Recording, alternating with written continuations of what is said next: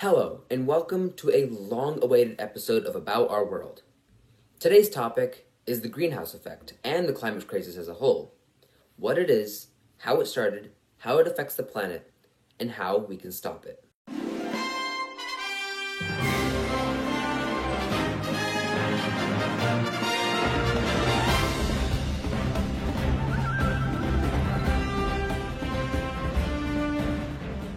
The greenhouse effect is defined as the trapping of heat from the sun inside the Earth's lower atmosphere. Think about how a greenhouse works. Since the sun's rays are ultraviolet, the wavelengths of said rays are very short. A greenhouse is structured to trap short wavelengths inside and release longer wavelengths, thereby trapping the sun's rays.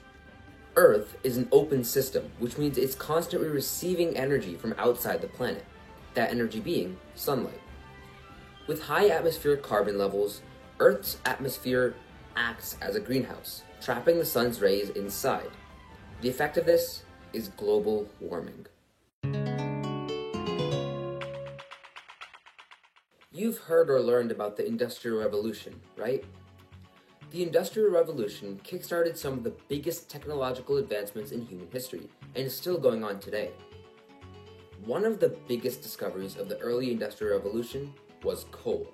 Coal is what we call a fossil fuel, which means it was formed from the organic material of ancient organisms. And just how ancient are we talking? We're talking before birds, before dinosaurs, before mammals, before vertebrates even colonized the land. The Carboniferous period of the Paleozoic era.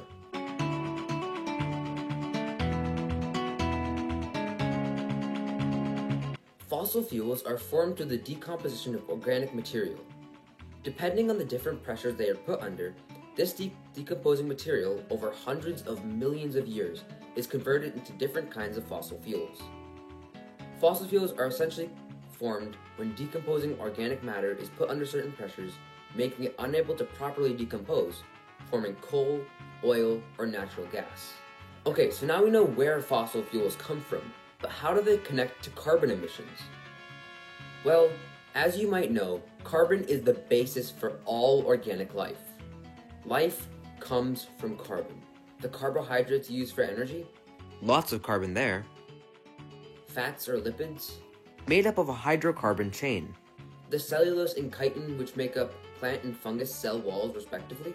Those are really just a bunch of glucose molecules which have, you guessed it, carbon. So these fossil fuels are jam-packed with carbon. Now what happens when you burn these fossil fuels to make energy?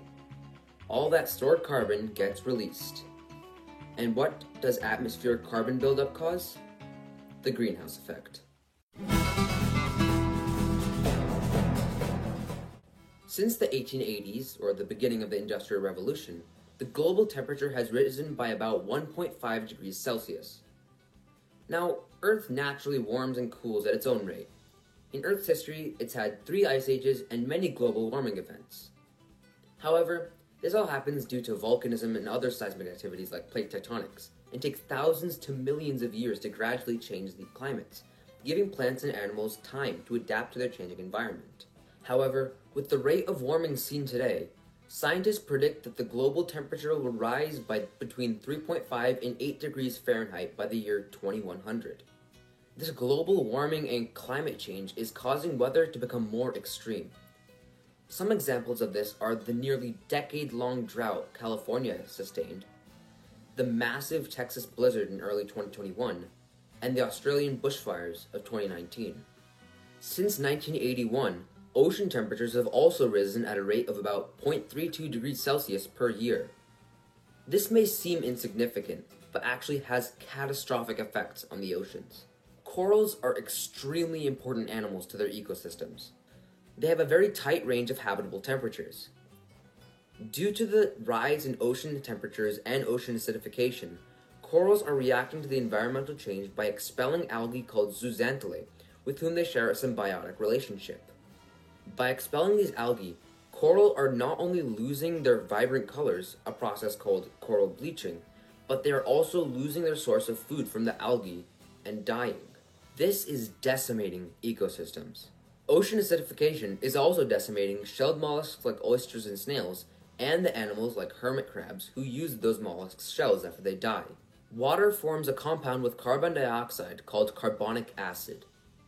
Being acidic, carbonic acid is good at breaking down ionic compounds like calcium carbonate, which is the composition of oyster shells. Due to this, shelled mollusks are dying, along with the animals who would usually use their shells as protection.